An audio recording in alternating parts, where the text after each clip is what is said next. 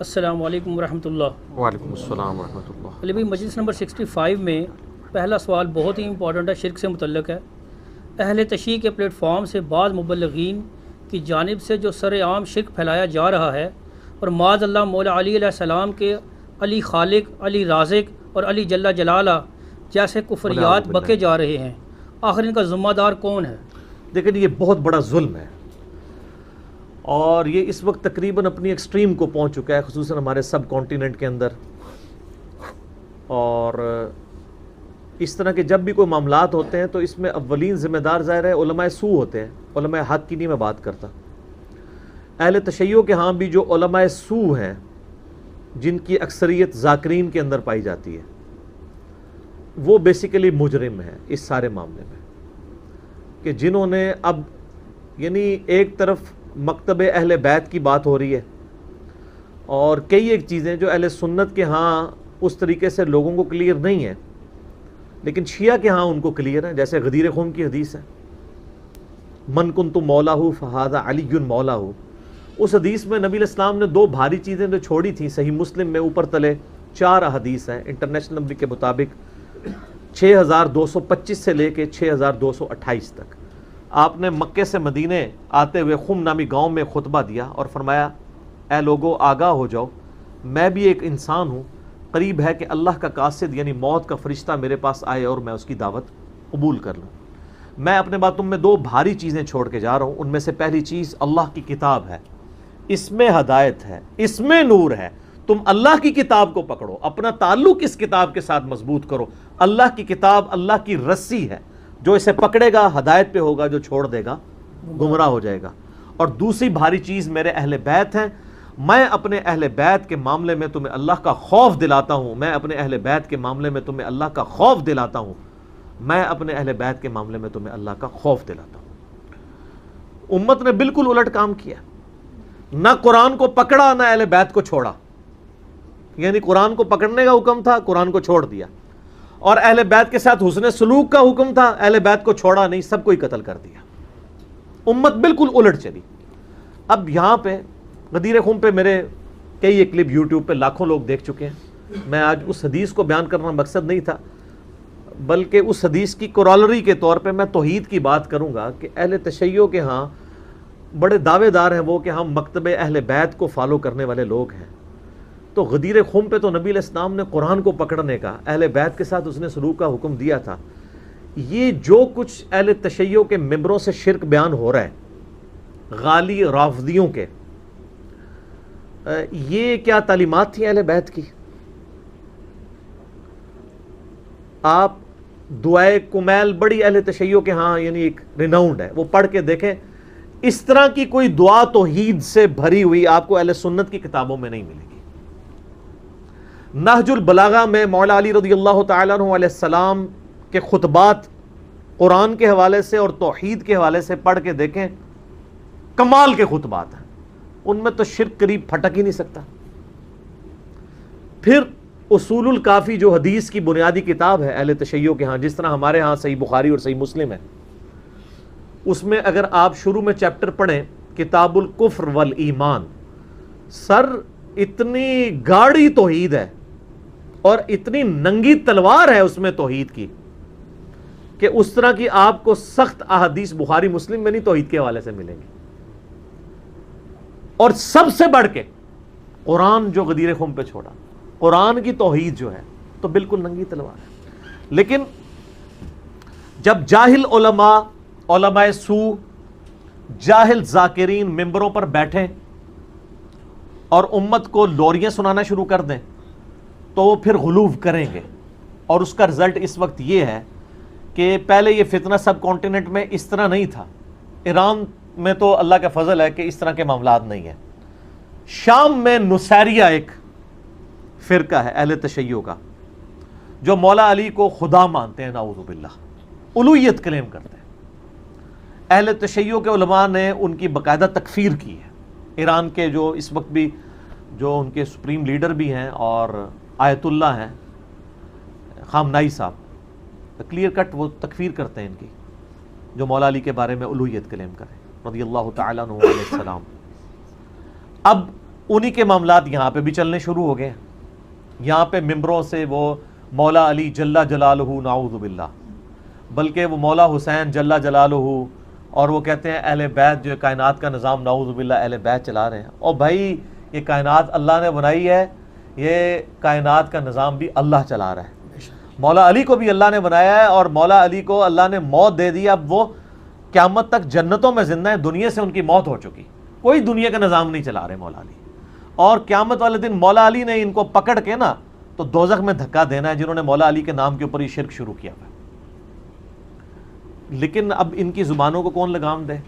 اب کچھ عرصے سے اہل تشیع کی میٹنگز ہونا شروع ہوئی ہیں، ان کے جو بڑے بڑے علماء ہیں نا، انہوں نے باقاعدہ کانفرنسز کال کی ہیں، باقاعدہ ریٹن فارم میں انہوں نے کفر کے فتوے نکالے ہیں ان جو نصیریہ ٹائپ کے جو اہل تشیع میں غالی رافضی موجود ہیں کہ بھئی یہ اسلام سے خارج ہیں۔ اگر یہ علی کو خالق، علی کو مالک اور علی کو رازق ماننا شروع کر دیں گے تو یہ تو مولا علی کی سکھائی ہوئی توحید کے ہی منافی ہے۔ لیکن اب وہاں پہ کیا ہے، وہ کہتے ہیں جی ذاکرین کا وہی موقف ہے، وہ کہتے ہیں جی کہ یہ جو علماء دین بیان کر رہے ہیں نا یہ تو کتابوں میں ہے، ہم جو دین لے کے چل رہے ہیں وہ سینہ بسینہ ٹرانسفر ہوا ہے۔ ٹھیک ہے، وہی بیماری جو اہل سنت کے ہاں بھی پائی جاتی ہے، جب آپ کسی کو قرآن و سنت سے دلیل پیش کرتے ہیں تو جو غالی صوفی ہیں وہ کہتے ہیں یار دین سارا کتابوں میں تو نہیں، بلکہ آپ تو غالی علماء نے بھی کہنا شروع کر دیا ہے حدیث میں آیا ہے، حدیث میں آیا ہے۔ کہتا ہے نا وہ ایک مولانا نقلیں میری اتارتا نا تو وہ یہ بتانا چاہ رہا ہوتا ہے حدیث تو تمہاری ہے، ہمارا کیا حدیث سے لینا دینا۔ کہتا ہے علماء سے پوچھ پوچھ کے ان کے سینوں سے معاملات چل رہے ہوتے ہیں۔ تو جس طرح اہل سنت کے ہاں غالی صوفی پائے جاتے ہیں جو کہتے ہیں دین سینہ بسینہ ٹرانسفر ہوا ہے، اہل تشیع کے ہاں غالی ذاکرین پائی جاتے ہیں جن کا یہ موقف ہے، اور بدقسمتی سے اکثر ممبر انہی کے ہاتھ میں ہے۔ اب کچھ علماء کو ہوش ہے، میرے پاس تو اہل تشیع کے علماء آتے رہتے ہیں اور ہم سے تو خیر گلے مل کے سنی بھی روتے ہیں کہ جی کیا کریں سنیوں کا، اور شیعہ بھی ہم سے گلے آ کے ملتے ہیں کہ جی کیا کریں ان کا، یعنی جو لوگ درد رکھنے والے لوگ ہیں وہ سمجھتے ہیں کہ ہمارے ان معاملات میں خرابی ہو رہی ہے۔ پچھلے دنوں باقاعدہ کلپ آیا ہے سید جواد نقوی صاحب کا، بہت سٹرکٹ وہ کلپ تھا۔ انہوں نے کہا کہ یہ آپ حسین کے ماننے والے ہو، حسین نے یزید کے خلاف قیام کیا تھا نا، تم نے اگر قیام کرنا ہے نا تو ان غالی رافضیوں کے خلاف قیام کرو جو مولا علی کے نام کے اوپر شرک پھیلا رہے ہیں۔ انہوں نے کہا کہتے ہیں ابھی آگے بتاتے ہو فلاں نے یہ کہہ دیا، فلاں نے، تم وہاں کیوں نہیں کھڑے ہو کے قیام کرتے ہو ان کے خلاف؟ حسین کا نام بھی لیتے اور حسین کے نام پہ ایک بندہ شرک پھیلا رہا ہے۔ حسین نے جان اس لیے دی تھی کہ ان کے نام کے اوپر لوگ شرک پھیلائیں، جس طرح جیزس کرائسٹ عیسیٰ ابن مریم جو امام الموحدین تھے ان کے نام کے اوپر 2.25 ارب عیسائیوں نے شرک پھیلایا ہوا ہے، لیکن عیسیٰ علیہ السلام کی یہ تعلیمات نہیں تھی۔ اب اگر کوئی یہ سمجھتا ہے کہ میں حضرت عیسیٰ کے ساتھ نسبت مضبوط کرنا چاہتا ہوں تو اس شرک سے تو چھٹکارا حاصل کرے جو ان کے نام کے اوپر کھڑا کیا گیا۔ تو ان کو بھی چاہیے تو ان میں جو سمجھدار علماء ہیں وہ پبلکلی آ کے لیڈ کریں اور لوگوں کو بتائیں۔ اور اس حوالے سے سید جواد نقوی صاحب حفظہ اللہ تعالی، میں ان کی بڑی قدر کرتا ہوں، انہوں نے بڑا دلیرانہ کام کیا ہے۔ پچھلے دنوں ہم نے ان کے مدرسے کا وزٹ بھی کیا تھا، وہ بھی میری ویڈیو اسٹڈی ہوئی ہیں، ان کا باقاعدہ ویڈیو کلپ آیا ہے۔ اور اسی طریقے سے ثاقب اکبر صاحب کا بھی ویڈیو کلپ ایک آ چکا ہے، حیدر بھائی کا بھی ایک کلپ آیا جس میں انہوں نے بڑا سٹرکٹلی اس حوالے سے کہا یہ قرآن کی بھی تعریف کر رہے ہیں اور توحید کا جنازہ نکال رہے ہیں۔ یعنی یہ عجیب و غریب معاملات ہیں کہ آپ نے چلیں علم لگائے تھے ایک نشانی کے طور پہ، اب ان جھنڈوں کے آگے آپ نے لا کے جناب کھانا رکھنا شروع کر دیا ہے، تابوتوں کے آگے لا کے کھانا رکھنا شروع کر دیا ہے، جس طرح کے ہندو قبروں کے سامنے لا کے کھانا رکھتے ہیں، اور ہمارے اہل سنت کے ہاں لوگ مزارات کے آگے لا کے وہ سارا کھانا رکھ رہے ہوتے ہیں، اور پھر یہاں پہ اکتفا نہیں ہے بلکہ علم کو، تابوتوں کو سجدے کرنے شروع کر دیے۔ تو یہ سجدہ کسی کے ہاں بھی جائز نہیں ہے، نہ سجدہ تعظیمی، اور سجدہ عبادت تو ہے ہی کفر ہے، اگر کوئی تعظیم کے لیے بھی کرتا ہے وہ بھی حرام ہے۔ اگلی شریعتوں میں اجازت تھی، اس شریعت میں تو حرام ہو چکا ہے۔ اہل سنت اہل تشیع کا اجماع ہے، میں اس کے دلائل میں نہیں پڑھنا چاہتا، یعنی ایک جو چیز ایگریڈ اپان، جو چیز اجماع سے ثابت ہو اس کے لیے دلیل دینے کی ضرورت نہیں ہے۔ تو اس وقت ان علماء کی ذمہ داری ہے کہ فرنٹ سے لیڈ کریں، اور جو لوگ اہل تشیع میں فرنٹ سے لیڈ کر رہے ہیں میں ان کو یعنی دل سے قدر کرتا ہوں، اور بلکہ میں یہ کہتا ہوں کہ اہل سنت میں بھی اتنا جگرا ہونا چاہیے کہ وہ بھی اپنے اس طرح کے غالی صوفیوں کے خلاف مقدمات کریں. ویسے تو ہمارے اہل سنت کے ہاں بریلوی مکتبہ فکر کے جو علماء ہیں وہ مخالفت تو کرتے ہیں قبر پرستی کی، لیکن جب ان کو کہیں کہ ان قبر پرستوں کو روکیں قبر پہ سجدے کرنے سے تو اس کے لیے وہ تیار نہیں ہوتے. تو اگر آپ کے مسلک کی بدنامی ہو رہی ہے ان کی وجہ سے تو ان کو روکیں. لیکن اہل تشیع اس میں ایک سٹیپ آگے ہیں، وہ ان تمام علماء کے خلاف باقاعدہ کورٹ میں مقدمے کرتے ہیں، ان کو جیلوں میں ڈلوایا ہوا ہے جنہوں نے یہ نعرے لگوائے ہیں علی رازق، علی خالق، نعوذ باللہ. اہل تشیع نے باقاعدہ ان کے خلاف مقدمے کیے ہیں کورٹ میں جا کے اور ان کو جیلوں میں ڈلوایا کہ ان کی وجہ سے ہمارے مسلک کی بدنامی ہو رہی ہے، یہ ہمارا عقیدہ نہیں ہے. تو یہ بڑے جرت والا کام ہے. اہل سنت میں بھی لوگوں کو سامنے آنا چاہیے. اگر ہم سامنے آئیں گے تو ہمیں تو آپ ویسے ہی ہم آپ کو برے لگیں گے کہ آپ تو مطلب ہمیں غلط سمجھتے ہیں. آپ خود جن چیزوں کو غلط سمجھتے ہیں ان کے لیے تو آپ سامنے آئے نا. ہم تو نہ شیعہ کے اوپر مقدمہ کریں گے نہ سنیوں کے اوپر، ہم تو اپنا مقدمہ عوام کی عدالت میں پیش کرتے ہیں. کیوں؟ کیونکہ نہ میں وہابی، نہ میں بابی، میں ہوں مسلم علمی کتابی.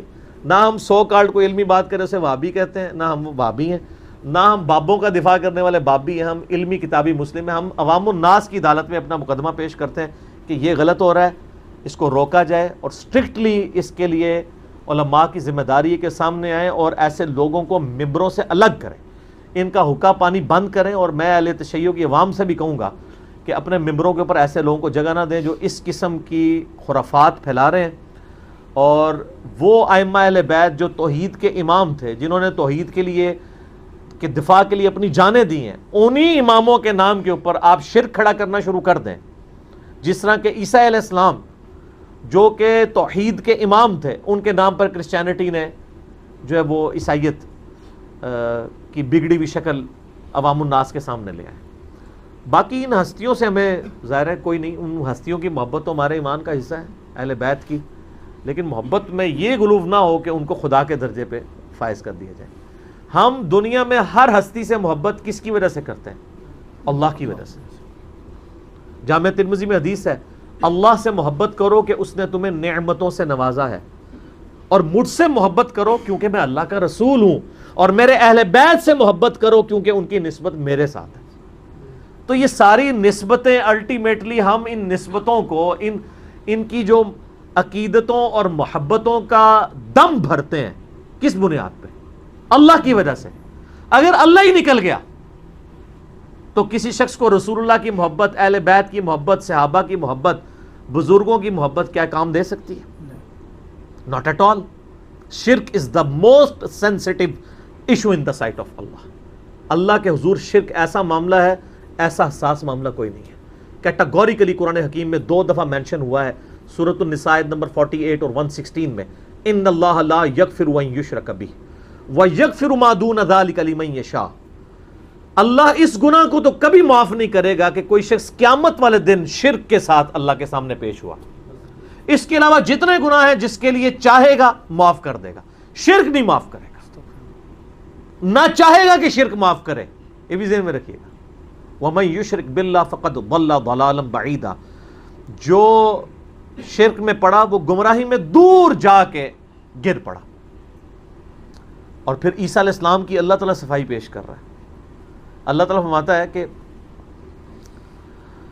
لَقَدْ كَفَرَ الَّذِينَ قَالُوا إِنَّ اللَّهَ هُوَ الْمَسِيحُ ابْنُ مَرْيَم. بے شک وہ کافر ہیں، کٹر کافر، کھلے کافر ہیں جو کہہ رہے ہیں کہ عیسیٰ ابن مریم ہی اللہ ہیں. وَقَالَ الْمَسِيحُ، جبکہ مسیح تو کہا کرتے تھے، یا بنی اسرائیل، اے بنی اسرائیل، اے یعقوب کی اولاد علیہ السلام، اعبدوا اللہ ربی و ربکم، عبادت کرو اس رب کی جو میرا بھی رب ہے تمہارا بھی رب ہے. انہ من یشرک باللہ فقد حرم اللہ علیہ الجنہ ومأواہ النار وما للظالمین من انصار. بے شک جو کوئی اللہ کے ساتھ شرک کرے گا اس کا ٹھکانہ ہے جہنم، وہاں اس کا کوئی مددگار نہیں ہوگا. تو عیسیٰ علیہ السلام خود اللہ تعالیٰ حضرت عیسیٰ کی صفائی دے رہا ہے کہ عیسیٰ علیہ السلام تو توحید کی تھا. یہ حضرت عیسیٰ کا خطبہ ہے، انہ من یشرک باللہ. اور بخاری مسلم میں حدیث ہے، نبی علیہ السلام نے فرمایا اللہ تعالیٰ نے ہر نبی کو ایک مقبول دعا دی تھی جو اس نے اس دنیا میں ہی کر لی. میں نے اپنی دعا چھپا کے رکھ لی ہے قیامت کے دن کے لیے.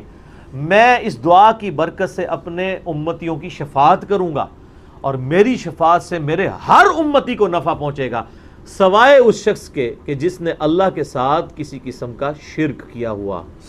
شرک is the most sensitive issue in the sight of Allah. شرک اللہ کبھی معاف نہیں کرے گا. اور شرک کی بنیادی تعریف کیا ہے؟ شرک کسے کہتے ہیں؟ ایاک نعبد و ایاک نستعین. اے اللہ عبادت بھی صرف تیری کریں گے, دعا بھی صرف تجھی سے مانگیں گے, اور کسی کو دعا کے لیے نہیں پکاریں گے. ظاہری اس باب میں تو آپ جو مرضی کریں, کسی کو پانی پلا دیں, کسی کا وزن اٹھوا دیں, وہ تو ٹھیک ہے, وہ تو قرآن میں حکم ہے وَتَعَاوَنُوا عَلَى الْبِرِّ وَالتَّقْوَى وَلَا تَعَاوَنُوا عَلَى الْإِثْمِ وَالْعُدْوَانِ. نیکی اور پرہیزگاری کے کاموں میں ایک دوسرے کی مدد کرو اور برائیوں میں ایک دوسرے سے الگ رہو. لیکن جو غائب میں مدد کے لیے پکارنا ہے, دعا کرنا ہے, وہ اللہ تعالیٰ کے ساتھ خاص ہے. حتیٰ کہ اس کا کلائمیکس وہ سورہ نمل کی آیت ہے, اَمَّن يُجِيبُ الْمُضْطَرَّ إِذَا دَعَاهُ. بھلا بتاؤ تو کون ہے جو اضطراب میں گھرے ہوئے شخص کی دعا کو سنتا ہے, وَيَكْشِفُ السُّوءَ, اور اس سے برائی کو دور کر دیتا ہے, وَيَجْعَلُكُمْ خُلَفَاءَ الْأَرْضِ, اور زمین پہ تمہیں اگلوں کا خلیفہ کرتا ہے. تم مر جاتے ہو, تمہاری اولاد, وہ مر جائے گی, اس کی اولاد. یہ کون بسار ہے؟ اِلَٰهٌ مَّعَ اللَّهِ, کیا اللہ کے ساتھ کوئی اور الہ بھی ہے؟ قَلِيلًا مَّا تَذَكَّرُونَ, بہت کم لوگ ہی نصیحت حاصل کرتے ہیں. اس میں اللہ تعالیٰ فرما رہا ہے کہ بھلا بتاؤ کون ہے جو دعا سنے اور تکلیف دور کر دے. کیا اللہ کے ساتھ اور الہ بھی ہے جو یہ کام کر سکے؟ یعنی جس سے آپ نے مدد مانگی کہ وہ میری تکلیف دور کرے دعا کے طور پہ. ظاہر اس باب تو قرآن میں حکم ہے دعا کے طور پہ. ایک تو ہے میں کہتا ہوں نہیں مجھے پانی پلا دیں, ٹھیک ہے, لیکن آپ بغداد میں دفن ہے اور میں یہاں سے بیٹھ کے کہتا ہوں مجھے پانی پلا دیں, یہ شرک ہے. یہ جھگڑا ہی نہیں ہے کہ مولا علی علیہ السلام کو اختیار ہے یا نہیں. مولا علی کو اللہ نے اختیار بھی دیا ہو, تب بھی مولا علی کو آپ پکار نہیں سکتے مدد کے لیے, کیونکہ مولا علی بھی اللہ کو پکارتے تھے, اور مولا علی کا ماننے والا بھی. مولا علی کا صحیح شیعہ کون ہوگا؟ جو اللہ کو پکارے. ایاک نعبد و ایاک نستعین. تو یہ بہت سینسٹیو معاملہ ہے. مولا علی کے نام کے اوپر اس طریقے سے جو یہ شرک کھڑا کر رہے ہیں, اور اہل بیت کے نام کے اوپر یہ مکتبہ اہل بیت کی بھی بدنامی کر رہے ہیں. اور اس میں سب سے پہلے تو شیعہ کو سامنے آ کے ان کی مخالفت کرنی چاہیے. یہ دیر آئے درست آئے, بہرحال پہلے تو ایک ٹکٹ میں دو دو مزے کرتے رہے نا. جیسے مزارات پہ جو کچھ شرک ہو رہا ہے نا, علماء مخالفت تو کرتے ہیں اسی مکتبہ فکر کے, لیکن ساتھ مزے بھی لے رہے ہوتے ہیں کہ چلو یار ہمارے ٹھیک آباد تو ہے نا. یہی شیعہ کے علماء نے مجرمانہ غفلت کی. وہ مانتے تو تھے کہ یہ شرک کر رہے ہیں ذاکرین, لیکن وہ ایک ٹکٹ میں دو مزے کرتے ہیں. ان کا چلو ہماری پبلک تو جڑی ہوئی ہے نا, لیکن اب ان کو اندازہ ہوا کہ نہیں یار تو کام ٹپ گیا, یہ تو معاملہ ہمارے ہاتھ سے نکل گیا. اب ان کو ہوش آئی ہے, تو جگہ جگہ کانفرنسز ہو رہی ہیں. جواد نقوی صاحب کا بھی کلپ آ گیا ہے, ثاقب اکبر صاحب کا بھی کلپ آ گیا ہے, حیدر نقوی صاحب کا بھی کلپ آ گیا ہے, باقی علماء کا بھی, اور بڑے غصے سے بھرے ہوئے ہیں وہ, کیونکہ ان کو اندازہ ہو گیا کہ یہ معاملات ہم سے بگڑ گئے. آپ یوٹیوب کے اوپر جا کے دیکھیں نصیریہ کے بارے میں ان کے کلپ. اور پھر بلکہ جواد نقوی صاحب نے تو بڑی بولڈ بات کی. انہوں نے کہا یہی باتیں ہیں جس کی وجہ سے پھر لوگ شیعہ کافر کے نعرے لگانا شروع کر دیتے ہیں. یہ تم لوگوں نے یہ کفر کر کے ان کو مجبور کیا ہے. ٹھیک ہے, بالکل ٹھیک. ویسے جو شیعہ کافر کے نعرے لگا رہے ہیں نا, میں تو ان کے حق میں نہیں ہوں, کیونکہ ان کے اپنے بزرگوں نے بھی یہی کام ڈالے ہوئے ہیں, ان کو تو حق ہی نہیں ہے. ٹھیک ہے نا, تو وہ ایک معاملہ علیحدہ ہے. وہ آپ میرا یوٹیوب پہ کلپ دیکھ لیں, شیعہ کا کلمہ کا ثبوت. تو میں نے بتایا کہ شیعہ تو پھر بھی علی ولی اللہ کہتے ہیں نا, علی نبی اللہ نہیں کہتے ہیں. اور دوسرے فرقے جو ان کے خلاف کھڑے ہیں, انہوں نے, ان کے مولویوں نے تو اپنے ناموں کے کلمے پڑھوائے ہوئے ہیں نبی کے نام کے ساتھ. تو علی ولی اللہ اگر کوئی کہتا ہے تو علی ولی اللہ سے ہمیں کوئی چڑ نہیں ہے, کلمے کے ساتھ ایڈ نہ کرے. علی بھی ولی اللہ ہیں, ابو بکر بھی ولی اللہ ہیں, عمر بھی ولی اللہ ہیں, عثمان بھی ولی اللہ ہیں رضی اللہ عنہم اجمعین وعلیہم السلام اجمعین. ہاں, علی کو کوئی نبی مان لے یا علی کو کوئی رب مان لے تو وہ پکا کافر ہے. تو وہ والے معاملات ایک الگ سے.